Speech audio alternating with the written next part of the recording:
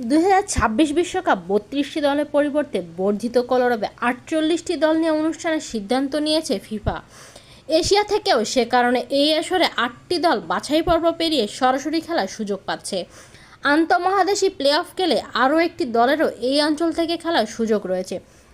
যুক্তরাষ্ট্র, মেক্সিকো ও কানাডায় হতে যাওয়া এই বিশ্বকাপকে সামনে রেখে বাছাই পর্বের নতুন কাঠামো চূড়ান্ত করেছে Asian football confederation AFC.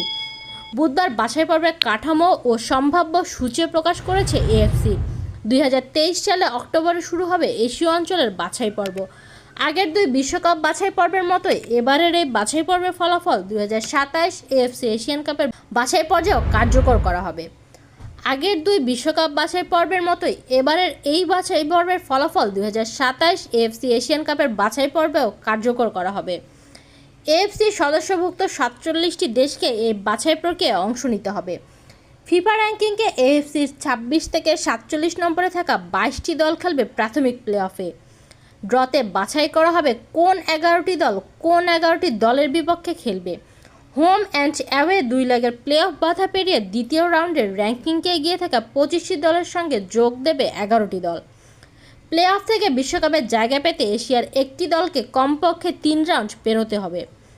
Preliminary যৌথ বাছাই পর্ব রাউন্ড 1 বিশ্বকাপ ও এশিয়ান কাপ। ফিফা র্যাঙ্কিংয়ে এশিয়ার শেষ 22টি অর্থাৎ এএফসি র্যাঙ্কিং অনুযায়ী 26 থেকে 47 নম্বরে থাকা দলগুলো এই পর্বে হোম অ্যান্ড অ্যাওয়ে ভিত্তিতে খেলবে।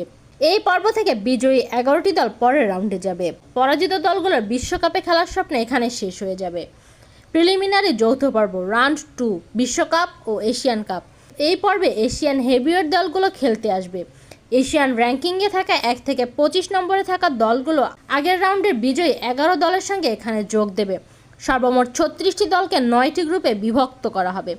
হোম অ্যান্ড অ্যাওয়ে ভিত্তিতে রাউন্ড রবিন প্রতিযোগিতা অনুষ্ঠিত হবে।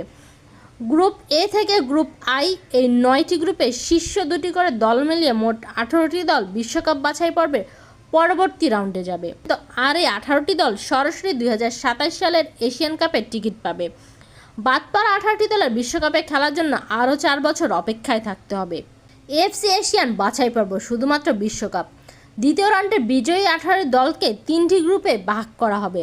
আবার এখানে হোম অ্যান্ড অ্যাওয়ে ভিত্তিতে রাউন্ড রবিন লিগ অনুষ্ঠিত হবে। 3টি গ্রুপ থেকে শীর্ষ 2টি করে দল অর্থাৎ মোট 6টি দল 2026 সালের বিশ্বকাপে খেলার যোগ্যতা অর্জন করবে। গ্রুপের তৃতীয় ও চতুর্থ স্থানে থাকা দলগুলো যাবে প্লে অফে। প্রতি গ্রুপের শেষ 2 দল বিশ্বকাপ স্বপ্ন শেষ করে শুধুমাত্র এশিয়ান কাপ নিয়ে মনোযোগী হবে। এশিয়ান প্লে অফ শুধুমাত্র বিশ্বকাপ। আগের গ্রুপের তৃতীয় ও চতুর্থ স্থানে থাকা 6টি দল আবারও 2 গ্রুপে হয়ে সিঙ্গেল রাউন্ড রবিন ফরম্যাটে একে অপরের মোকাবেলা করবে। এই পর্বে প্রতিটি দল মাত্র 2টি করে ম্যাচ খেলার সুযোগ পাবে। 2 গ্রুপের বিজয়ী 2টি দল 2026 বিশ্বকাপে টিকিট পাবে। দ্বিতীয় স্থানে থাকা 2টি দল আন্তঃমহাদেশীয় প্লে অফে খেলতে যাবে। আন্তঃমহাদেশীয় প্লে অফ এখানে খেলতে আসা দলগুলোর সামনে বিশ্বকাপে খেলার শেষ সুযোগ থাকবে। কিন্তু অন্য মহাদেশের দলগুলোর সাথে পাল্লা দিয়ে এশিয়ান প্রতিনিধিদের মূল পর্বেও টিকিট পাওয়া অনেকটাই কঠিন হয়ে যাবে।